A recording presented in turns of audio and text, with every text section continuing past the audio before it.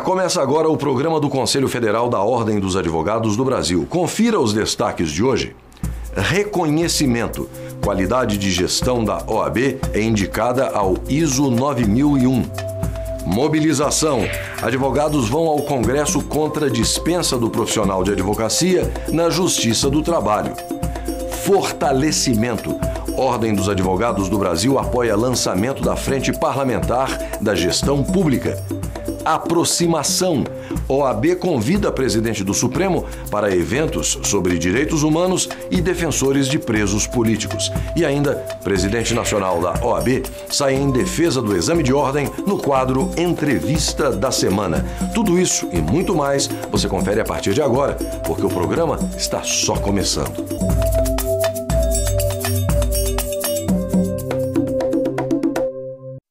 A atual diretoria do Conselho Federal da Ordem dos Advogados do Brasil priorizou o investimento constante em qualidade durante a sua gestão e o reconhecimento pela busca de um sistema cada vez mais eficiente e profissional deu resultado.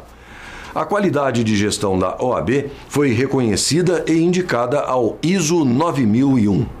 A recomendação aconteceu depois que os processos da Ordem dos Advogados do Brasil passaram por uma rigorosa auditoria, que teve duração de 2 dias. Após análise feita pelo grupo BSI, empresa que presta serviços de certificação para organizações em mais de 100 países, a ordem foi indicada à certificação do padrão normativo NBR ISO 9001 de 2008. Qualidade da gestão, qualidade dos procedimentos, dos processos, com o objetivo de, internamente, estarmos muito bem geridos de uma forma profissional, com colaboradores devidamente capacitados para exercer as nossas missões. Eu tenho certeza que a empresa que certificou está habilitada do ponto de vista governamental, oficial, para fazê-lo. Ela foi extremamente rigorosa e assim tem que ser. O anúncio da indicação do Conselho Federal da OAB ao ISO 9001 foi feito pela representante da BSI Brasil, Marisa Gaeta de Aquino. A carta de recomendação foi exibida com entusiasmo pelo presidente Ofir Cavalcante, como coroamento de uma luta iniciada em sua gestão. A ordem só pode ser forte externamente se o for internamente. Por isso, a concessão, a recomendação que agora recebemos para receber o ISO 9001 muito nos alegra, nos deixa cheios de satisfação e agradecidos a esse corpo funcional que tem sido vital para que a ordem possa exercer esse papel que exerce dentro da sociedade. Funcionários e servidores da entidade participaram do resultado final da auditoria. Todos contribuíram para o sistema de gestão da qualidade da OAB. O secretário-geral da ordem, Marcos Vinícius Furtado Coelho, também esteve presente. A OAB sempre primou pela qualidade. Mas com a recomendação de certificação do ISO, vem a formalização desta preocupação, ou seja, os processos, toda a tramitação, a forma com que a ordem vai ser gerida, o dia a dia passa a ser verificada, passa a ser também objeto de uma auditoria anual de um órgão certificador e, portanto, temos esse acréscimo de preocupação, fazer a qualidade não apenas do ponto de vista prático, mas também do ponto de vista formal, para que possamos cada vez mais prestar um bom serviço para a advocacia brasileira. Afinal, é a finalidade da OAB ser a entidade que presta um excelente serviço aos advogados do Brasil. O presidente nacional da OAB dedicou a recomendação ao ISO 9001 aos servidores e lembrou que esse foi só o começo. Fica então essa semente plantada, melhoramos os processos internos, vamos agora cada vez mais aperfeiçoar, capacitar os nossos servidores para bem servir a advocacia e para bem servir o Brasil. Uma comitiva de advogados foi ao Congresso Nacional pressionar deputados. O grupo quer que pelo menos 30 parlamentares retirem as assinaturas que atrasam a tramitação de um projeto de lei que torna obrigatória a presença do advogado nas ações trabalhistas. A proposta também fixa critérios para os honorários na Justiça do Trabalho. A comitiva pediu o apoio do deputado para que o projeto de lei volte a ser conclusivo. ou seja, que da Comissão de Constituição e Justiça da Câmara passe direto para o Senado. Essa era a proposta original, só que um recurso assinado por 58 deputados fez com que a matéria tenha que ser votada antes no plenário da Câmara. Primeiro, o secretário da Casa, Eduardo Gomes, prometeu ajuda. É preciso que 30 parlamentares retirem as assinaturas. É possível, até porque a circunstância em que se deu o recurso, dado que a própria dinâmica da comissão, a compreensão da matéria, então esse é um recurso que existe justamente para promover os ajustes nas matérias que tramitam na CCJ, observando a relação de parlamentares com alguns que eu mantive contato, é plenamente possível que as dúvidas sejam sanadas e que esse recurso seja extinto e que a votação seja terminativa na Comissão de Constituição e Justiça. A promessa animou o grupo que foi à Câmara dos Deputados. Pelo projeto, a presença do advogado em ações trabalhistas passa a ser obrigatória. Além disso, a proposta estabelece critérios para a fixação de honorários advocatícios também na Justiça do Trabalho.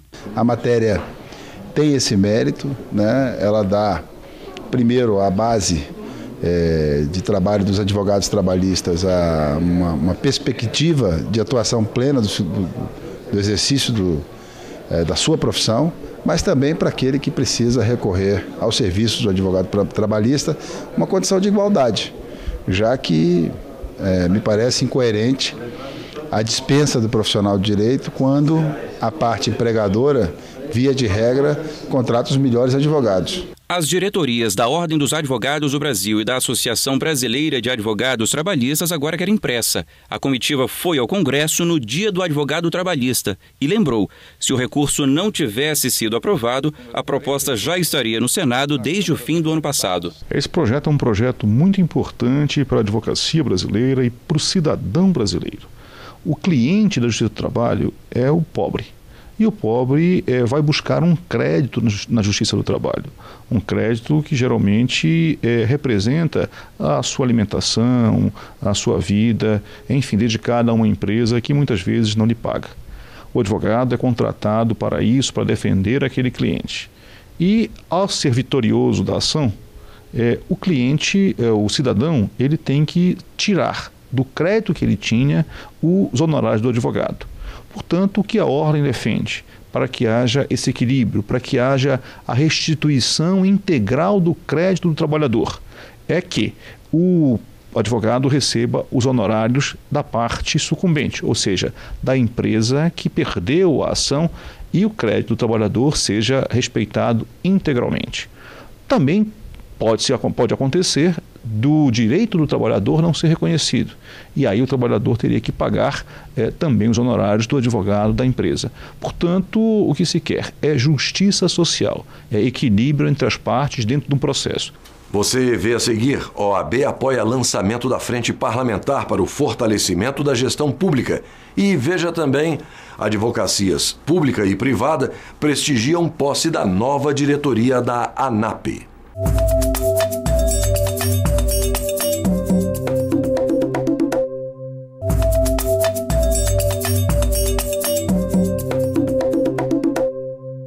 O Conselho Federal da OAB anunciou o apoio da entidade à Frente Parlamentar Mista para o fortalecimento da gestão pública. A ordem se associou à frente e vai levar sua experiência no sentido de contribuir para a construção de uma gestão pública eficiente no país, para que setores como saúde, educação e segurança possam ser melhorados. Com o slogan O Brasil Unido pela Gestão Eficiente, foi lançada a Frente Parlamentar Mista para o fortalecimento da gestão pública, presidida pelo deputado federal Luiz Pittman. O lançamento aconteceu no auditório Petrônio Portela, no Senado, e recebeu o apoio da Ordem dos Advogados do Brasil. O presidente da frente espera contar com a ajuda da sociedade civil para melhorar a gestão pública no país. A OAB, ela vem contribuir conosco com toda a experiência dos advogados no Brasil inteiro. Ela vem trazer essa parte jurídica, essa parte técnica, essa experiência dos consultores jurídicos, contribuir somando para que nós possamos fazer uma gestão pública, uma administração deste país de uma forma mais correta, mais séria, mais legal, com economias, com mais do que tudo, com eficácia e com resultado à população. O presidente nacional da OAB, Ofir Cavalcante, considerou o lançamento da frente uma iniciativa que demonstra a importância do parlamento para a nação. Esse trabalho do parlamento é um trabalho que deve ser elogiado e tomara que esse trabalho surta os frutos desejados, que é justamente de se ter uma gestão em nosso país, em todos os âmbitos, bem mais eficaz do que temos hoje. A ideia de criar a frente parlamentar partiu de mais de 240 parlamentares, entre senadores e deputados, que entenderam que este é o momento do Congresso Nacional participar ativamente nas discussões de gestão pública no país. Nós temos 11 coordenadorias nacionais que trabalharão desde profissionalização e meritocracia, reforma de Estado, educação, saúde, tributação e finanças e junto com 27 coordenações estaduais, uma em cada estado, que irá discutir lá na ponta com o cidadão, com o governo do estado, com a Assembleia Legislativa, com o Tribunal de Contas, com as entidades, com as organizações, com o Poder Judiciário, com inclusive o Executivo, qual é as mudanças que nós queremos para o país.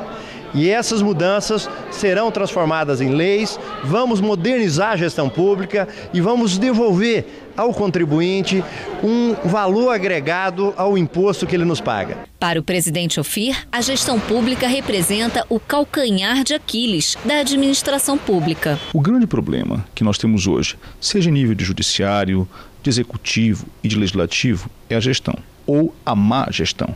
É necessário que nós tenhamos regras claras, regras e critérios muito importantes de serem seguidos por parte do gestor, sob pena de o dinheiro público continuar a sair pelo ralo. Eu tenho certeza que, por exemplo, no judiciário, se nós tivéssemos uma gestão muito mais profissional do que temos hoje, o princípio da razoável duração do processo não seria somente uma norma programática na Constituição. Na prática, ele existiria. O grande problema do judiciário é estrutura e gestão. E nós precisamos avançar cada vez mais nesse sentido. E se nós tivermos uma gestão boa da coisa pública, com profissionais sérios, capacitados, como se a administração pública fosse a administração de uma empresa privada, com muito rigor, sabendo tudo aquilo que deve ser ou não aplicado, nós teríamos muito mais eficiência, que é um outro princípio da Constituição que deve ser respeitado. O ministro da Controladoria Geral da União, Jorge Age, deixou claro o que falta para melhorar a gestão pública no Brasil. O que eu digo é que falta agora é no âmbito judicial, agilizar o processo judicial, acabar com o excesso de recursos, acabar com a dependência de trânsito em julgado após o recurso no Supremo Tribunal Federal ou no STJ para o réu ser recolhido à prisão. É isso que falta, é a melhoria das leis processuais para que o judiciário também possa funcionar com a mesma agilidade que funciona a CGU e que funciona o TCU. A ANAP, Associação Nacional dos Procuradores de Estado, está sob novo comando. A posse da nova diretoria foi prestigiada pelos dirigentes da Ordem dos Advogados do Brasil. A solenidade de posse ocorreu no auditório do Conselho Federal da OAB. O procurador goiano Marcelo Terto e Silva assumiu a presidência da ANAP, Associação Nacional de Procuradores de Estado. O mandato é válido por 2 anos. O novo presidente da ANAP acredita que a carreira de procurador passa por um momento de crescimento e valorização. Somos advogados e advogadas públicas neste caso. Não queiram desnaturar o nosso papel. Porquanto, como advogados, somos tão indispensáveis, invioláveis, independentes como qualquer outra carreira, para a realização da importante função social que o ordenamento jurídico nos confere. Isto está lá no Estatuto da Ordem. O presidente nacional da Ordem dos Advogados do Brasil participou da cerimônia de posse. Em seu discurso, Ofir Cavalcante saudou o novo presidente da Associação Nacional de Procuradores de Estado. Aqui sempre foi e sempre será a casa do advogado público, do advogado privado, sem qualquer tipo de distinção. Eu tenho certeza que só assim nós poderemos cada vez mais crescer em propósitos, crescer sobretudo em lutas em favor da advocacia e da cidadania em nosso país. O principal objetivo da ANAP é conscientizar do papel desenvolvido pela advocacia pública, que tem como aliada a Ordem dos Advogados do Brasil. A Ordem dos Advogados do Brasil reconhece a importância da advocacia pública, reconhece a importância do procurador do Estado para o controle da legalidade e não só para isso, para prevenir os desvios que muitas vezes os governantes acabam cometendo. Portanto, a função que tem o advogado público é uma função de zelar pela Constituição, de zelar pelos princípios do artigo 37 da Constituição, legalidade, moralidade, eficiência, enfim, tudo aquilo que é fundamental para que os recursos que o cidadão brasileiro aplica através do recolhimento de impostos, eles sejam muito bem aplicados e não sejam desviados. Hoje nosso presidente, Ofir Cavalcante, do Conselho Federal, é advogado público, é procurador do Estado do Pará.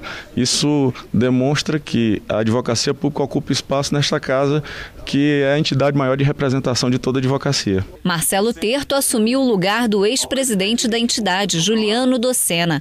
A nova diretoria da ANAP tem como prioridade a organização administrativa, a distribuição de funções e o levantamento de todo o material legislativo e judicial de interesse da carreira. A expectativa é de uma composição de grupo, um trabalho de grupo, uma dinâmica de grupo de trabalho, de forma que cada um, como membro eleito da entidade, seja no cargo de diretor executivo ou consultor, seja no Conselho Deliberativo ou no nosso Conselho Técnico, possa cumprir seu papel. E para isso é preciso distribuir funções e aparelhar a entidade para que ela tenha condições de manter essa estrutura que essa dinâmica de grupo exige para que uma representação possa ser feita e de uma forma eficiente e eficaz. Para o presidente nacional da OAB, a defesa intransigente das prerrogativas dos advogados públicos também requer primazia. Nós não podemos, em momento algum, ter advogados públicos submissos a governantes. Advogados públicos fazendo o que os governantes querem e não o que a lei determina. Portanto, a Ordem, em conjunto com a ANAP, vai trabalhar, continuará trabalhando no sentido de se ter respeitada a independência técnica do profissional que trabalha para o Estado, no caso do Procurador do Estado. A solenidade de posse contou também com a participação do vice-presidente do Conselho Federal da OAB, Alberto de Paula Machado, do secretário-geral Marcos Vinícius Furtado Coelho e do diretor-tesoureiro Miguel Cansado, além de dirigentes de várias entidades, procuradores, advogados e representantes dos poderes públicos. Daqui a pouco, depois do intervalo, uma entrevista especial com o presidente nacional da OAB, Ofir Cavalcante Júnior, sobre o exame de ordem. Você não pode perder, é no próximo bloco, aqui no programa OAB Nacional.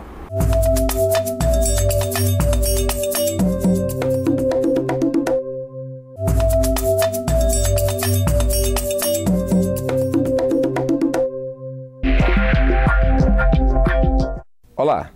O convidado desta semana é o presidente nacional da Ordem dos Advogados do Brasil, Dr. Ofir Cavalcante Júnior. Nós iremos conversar sobre o espinhoso tema do exame de ordem. Presidente, recentemente a TV Globo fez uma grande reportagem sobre a questão das carreiras jurídicas, especialmente da advocacia. Ao final do programa é apresentado uma garota em São Paulo que já fez o exame de ordem 6 vezes e não é aprovada. Ela encerra o programa dizendo que vai continuar insistindo, ou seja, ela é uma pessoa persistente. Agora, eu pergunto ao senhor o seguinte, como esse exame é difícil para uma pessoa ter que fazer 6 vezes? É muito complicado? Eu quero crer que essa é uma questão que remete a um outro tema, que é o ensino jurídico. Nós não podemos falar em exame de ordem sem falar em ensino jurídico. São as duas faces da mesma moeda. Portanto, é necessário que se percorra, de uma certa forma, essa história da evolução do ensino jurídico no Brasil para chegar até o exame de ordem e chegar a este exemplo desta bacharela que, infelizmente, não passa há 6 anos no exame de ordem. No início dos anos 2000, 2001, por aí, nós tínhamos quase 300 a 350 nessa faixa cursos de direito no Brasil.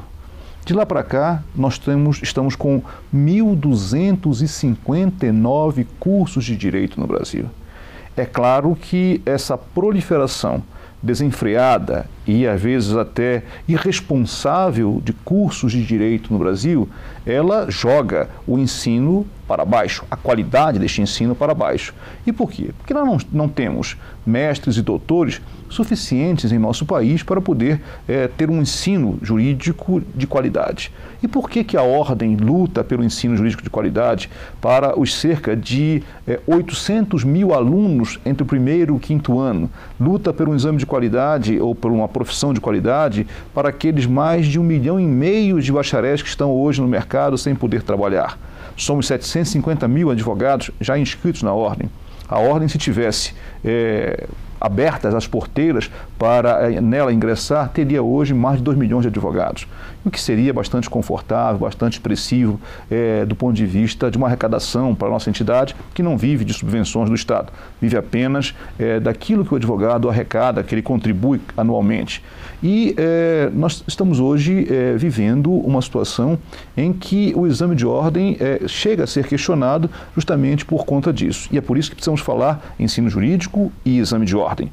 E o que precisamos mostrar para a população é que o exame de ordem ele é um instrumento de defesa do cidadão, porque aqueles egressos das faculdades de direito, eles vão prestar um serviço à sociedade, vão defender a honra, a liberdade, o patrimônio das pessoas. Por isso eles precisam estar muito bem aparelhados para isso, bem qualificados. E o exame de ordem busca justamente aferir minimamente essa condição, pessoas que vão lidar com bens que são importantes, são fundamentais nas nossas vidas. E aí se justifica toda essa discussão a respeito do exame de ordem, porque ele contraria interesses. Ele acaba sendo uma barreira, não só para os sonhos dos cidadãos, mas uma barreira para o lucro fácil de muitas faculdades de direito que não têm compromisso com a qualidade do ensino, mas sim tem compromisso com a arrecadação para enriquecer os seus donos. E essa delegação que o Estado fez para as faculdades de direito no nosso país, de um modo geral, para o ensino privado, ela é boa, mas ela precisa de critérios, ela precisa que haja uma fiscalização muito mais efetiva para que nós tenhamos bons cursos nesse país. E a partir disso, quem sabe mesmo, cortar vagas, fechar cursos, enfim, não podemos mais continuar com essa indústria de diplomas. Mas, presidente, eu quero admitir que o governo federal, através do Ministério da Educação, faz a fiscalização do ensino. Não seria mais fácil que o mercado regulasse isso? Quando eu digo mercado, é o seguinte: o mercado sabe escolher. Se o profissional é mal qualificado, eu não vou trabalhar, eu não vou contratá-lo. Não seria mais fácil e mais cômodo para a Ordem deixar que o mercado faça essa seleção? Essa é uma solução cômoda. É uma solução que joga o problema para o colo do cidadão brasileiro, para o colo do bacharel em direito. Deixar o mercado selecionar é algo extremamente perigoso. E por quê? É perigoso porque os cobaias disso serão os direitos dos cidadãos brasileiros. E nós deixarmos que advogados que não têm a preparação adequada sejam selecionados pelo mercado, muitas pessoas serão prejudicadas. Teremos um problema sério do ponto de vista da deontologia profissional, da ética. É importante também que se compreenda que qualquer profissão deve ser exercida com ética. Essa falta de fiscalização do MEC, por questões de desestrutura do MEC no particular, ela precisa ser suprida. A Ordem tem comissões de ensino jurídico em todo o Brasil, tem uma comissão nacional, que agora não é mais nem de ensino jurídico, é de educação jurídica, que é mais ampla a sua análise que faz, que tem proferido pareceres no sentido de não se liberar novos cursos, no sentido de se não reconhecer cursos já existentes, no sentido de se fechar vagas. Lamentavelmente, até quando o MEC concorda, vem um órgão superior ao MEC, que é o Conselho Nacional de Educação, e diz: não, vamos criar mais cursos, vamos criar mais vagas, vamos manter as existentes. E aí acontece o que está acontecendo. Sonhos de ascensão social pelo saber, como dessa moça do Rio de Janeiro, acabam sendo pesadelos. E é por isso que a Ordem tem esse compromisso, quer levar essa ideia para a sociedade. Nós não temos interesse nenhum de barrar o exercício profissional de quem quer que seja. Quanto mais advogados tivermos no mercado, melhor para o cidadão brasileiro, mas a importância de uma profissão, ela não se mede pela quantidade de seus integrantes, mas sim pela qualificação destes. E estas pessoas vão lidar com bens que são vitais para todas as pessoas. A liberdade, a honra e o patrimônio. Faço questão de referir isso mais uma vez, porque as pessoas precisam compreender o porquê da existência do exame de ordem. O exame de ordem existe para defender o cidadão e para, certamente, honrar também as tradições da advocacia de ser uma profissão séria, constituída de pessoas qualificadas. Agora, a cada exame de ordem aumenta a população de reprovados. E reclamações. E essas reclamações chegam à ordem e chegam, sobretudo, ao Congresso Nacional. Hoje já existem, pelo meu conhecimento, mais de um projeto dentro do Congresso visando extinguir, acabar o exame de ordem. Como é que fica essa questão? A Ordem está levando essa posição para dentro do Congresso para esclarecer isso? É muito importante que essa questão seja debatida. Debatida na academia, debatida na Ordem dos Advogados do Brasil, no próprio parlamento. Já fizemos essa discussão no ano passado, no Senado Federal, que compreendeu essas razões e arquivou os projetos lá existentes que extinguiam o exame de ordem. Agora, essa discussão está sendo travada na Câmara dos Deputados. Certamente, há defensores da extinção. Quero crer que são a minoria, mas estamos tentando conversar com todos os parlamentares.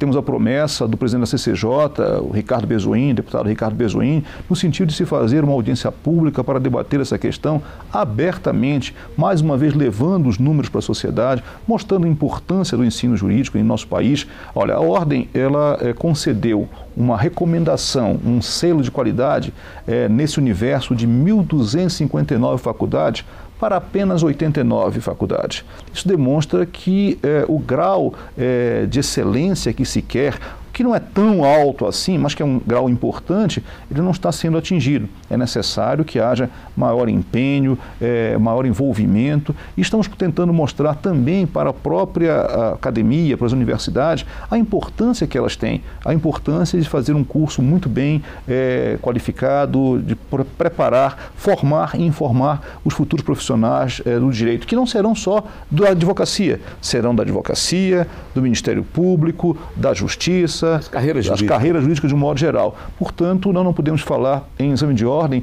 como um preparo somente para a advocacia. Presidente, existe também uma polêmica com relação à qualidade da prova. A prova é fácil, a prova é difícil. A OAB dá alguma orientação para apertar mais o parafuso ou está dentro do que é normal? Bem, essa pergunta é muito boa, porque, em primeiro lugar, a grade que constitui a prova, onde se embasa a prova, ela é toda retirada do currículo obrigatório exigido pelo MEC.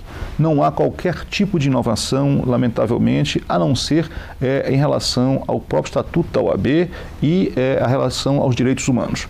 Somente isso. As demais matérias que constituem a grade, elas são idênticas àquelas que o MEC exige de todos os cursos de direito no Brasil. Um bom curso, certamente, habilita o aluno, o bacharel, a passar no exame de ordem. Nós temos aí exemplos de alunos que no 9º semestre, no 10º semestre, ainda nem se formaram e conseguem uma aprovação muito expressiva. Isso é algo que precisa ser dito.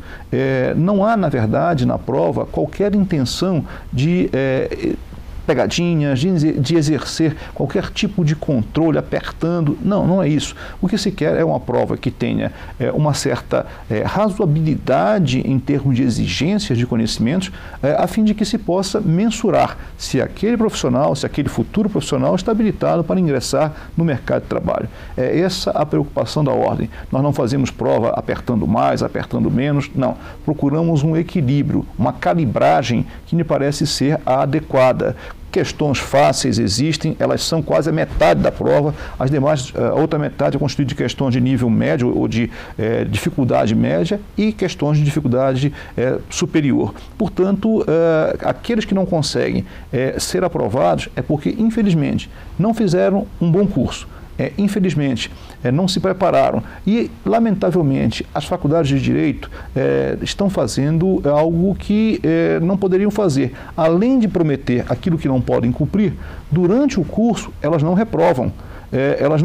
Há um pacto, muitas vezes silencioso, entre o aluno e a faculdade privada, que faz com que ele seja aprovado como se estivesse num céu de brigadeiro, quando na verdade está numa terrível tempestade do ponto de vista do conhecimento.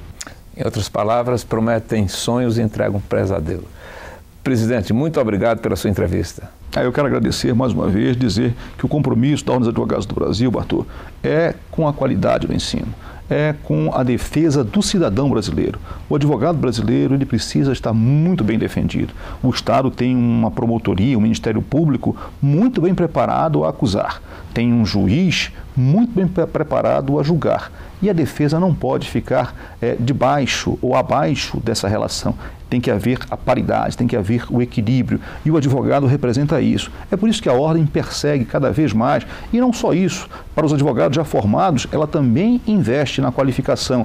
Hoje nós temos mais de 300 antenas para levar o ensino à distância e a advocacia brasileira em todo o nosso país. Isso é uma revolução que estamos causando. Com isso, os advogados estão se sentindo muito mais prestigiados e muito mais partícipes. Então a Ordem não se preocupa só com o ingresso. Ela quer também que durante toda a vida do profissional ele seja bem qualificado. Até a próxima. Você confere no próximo bloco. Comissão Parlamentar da Câmara e OAB irão homenagear advogados que atuaram na ditadura militar. Ofir convida presidente do Supremo para eventos sobre direitos humanos e defensores de presos políticos. E você vê também pesquisa sobre advogados criminalistas que ajudaram a construir a democracia brasileira. Vai virar livro.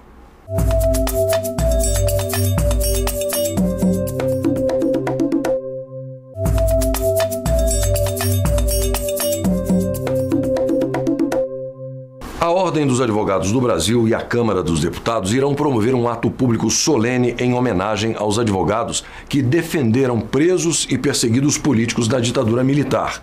O ato será realizado na Semana do Advogado, em agosto. A proposta partiu da Comissão Parlamentar Memória, Verdade e Justiça, presidida pela deputada federal Luísa Erundina. A deputada foi recebida pela diretoria da OAB, presidente Ofir Cavalcante, vice Alberto de Paula, secretário-geral Marcos Vinícius Furtado Coelho e diretor-tesoureiro Miguel Cansado. Presidente da subcomissão Memória, Verdade e Justiça da Câmara dos Deputados, Luísa Erundina pediu o apoio da Ordem no ato que vai homenagear em agosto os advogados de presos políticos durante a ditadura militar no país. São pessoas que cumpriram um papel determinante, no respeito a esses brasileiros e brasileiras que pagaram um alto preço para defender a democracia no Brasil, as liberdades democráticas. E esse profissional, o advogado, que esteve na defesa desses brasileiros e brasileiras, realmente merecem o reconhecimento do país, e a instituição OAB e a Câmara dos Deputados, ao promover esse ato, está declarando o respeito, a gratidão do país, do Brasil, portanto, a esses profissionais, a esses cidadãos também que nos ajudaram muito na luta de resistência à ditadura militar. O presidente da OAB elogiou a iniciativa e prometeu à deputada ajuda na localização de advogados que defenderam pessoas perseguidas nos anos de chumbo. Pobre de um país que não zela por sua história, que não resgata a sua história. É muito importante essa homenagem que a Câmara dos Deputados, através da subcomissão presidida pela deputada Luísa Erundina, está a fazer aos advogados de presos políticos. E ao lado disso, a Ordem dos Advogados do Brasil se associa a essa luta e vai articular para que haja essa efetiva homenagem. Não só aqueles mais famosos, mas aqueles advogados anônimos que no Brasil inteiro usaram o seu saber jurídico, a sua palavra escrita e falada para resistir ao endurecimento da democracia em nosso país. Portanto, esse é um momento em que nós, ao olharmos para trás, olharmos para o retrovisor, vamos cultuar pessoas e, sobretudo, ideias que prevaleceram diante de um momento muito negro para o nosso país, que foi da ditadura militar.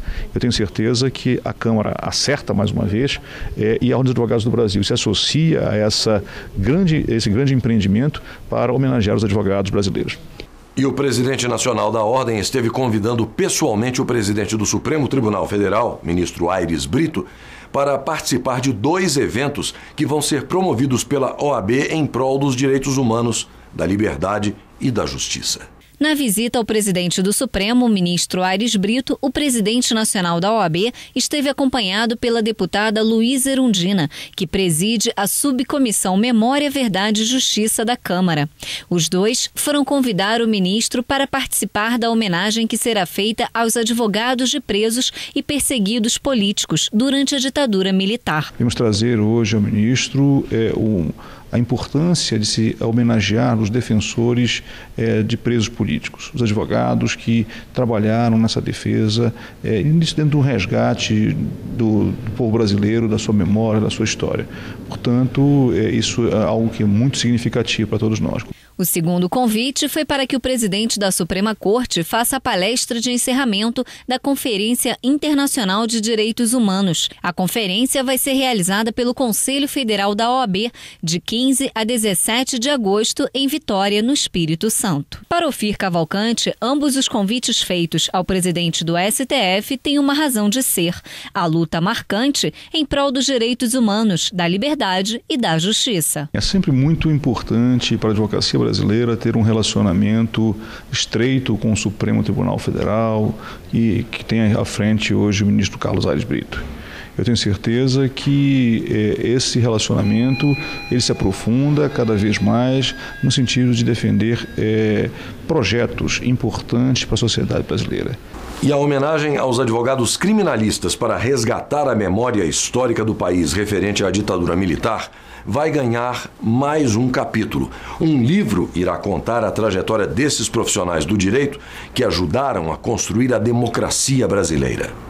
Uma pesquisa sobre os advogados criminalistas que atuaram de forma voluntária e gratuita durante a ditadura militar, defendendo os presos políticos no Brasil, está sendo transformada em livro, produzido pelo deputado federal José Mentor, em audiência com o presidente nacional da Ordem dos Advogados do Brasil, Ofir Cavalcante. O deputado federal pediu o apoio da OAB ao projeto. Eu acho que é uma homenagem das mais justas para uma categoria de profissionais, advogados, criminalistas, que numa época muito difícil da militância criminal em especial, onde muitos abusos aconteceram, desrespeitos à legislação, à Constituição, logo em seguida dos fatos já estavam esgrimando com todas essas dificuldades nos fóruns militares. Acho que vem coroar um trabalho que foi feito em São Paulo, na Câmara Municipal, numa audiência pública, sessão solene, e aqui na Câmara dos Deputados também, que homenageou esses profissionais. Então, nós estamos compilando esse material, experiência que cada um deles viveu, a época, casos pitorescos, enfim, comentários da sua prática advocatícia. Estamos reunindo num livro, organizando num livro em homenagem a esses profissionais. O objetivo é homenagear os advogados criminalistas e resgatar a memória da trajetória desses profissionais do direito, que ajudaram a construir a democracia brasileira. A memória é muito importante para qualquer instituição. É muito importante preservar a história de um país. O trabalho que foi desenvolvido pelos advogados que defenderam os presos políticos, advogados que arriscaram a sua própria vida, é algo que é um exemplo de patriotismo, de cidadania, de coragem, de amor por este país. Por isso, esse projeto do deputado Zé Mentor é um projeto altamente meritório. Ele homenageia a memória da advocacia brasileira, mas, sobretudo, homenageia a bravura de brasileiros e brasileiras que defenderam presos políticos num momento difícil da democracia em nosso país, ou da ausência de democracia em nosso país. serão 10.000 exemplares. O presidente Ofir propôs que o lançamento seja realizado no Conselho Federal da OAB e ofereceu distribuir o livro para todas as seccionais. O livro será lançado aqui no Conselho Federal da OAB, numa sessão do Conselho Federal. Isso tem um simbolismo muito forte. Isso demonstra que a nossa entidade está sempre preocupada com a nossa história. A nossa entidade não só participou dessa história, mas quer preservá-la para que no futuro se possa contar como efetivamente ela aconteceu. Eu acredito que ainda proximamente, talvez nos 60, 90 dias, nós vamos fazer aqui na Ordem um lançamento bonito. E nós encerramos o programa OAB Nacional de hoje, mas na semana que vem estaremos de volta. Até lá e obrigado pela companhia.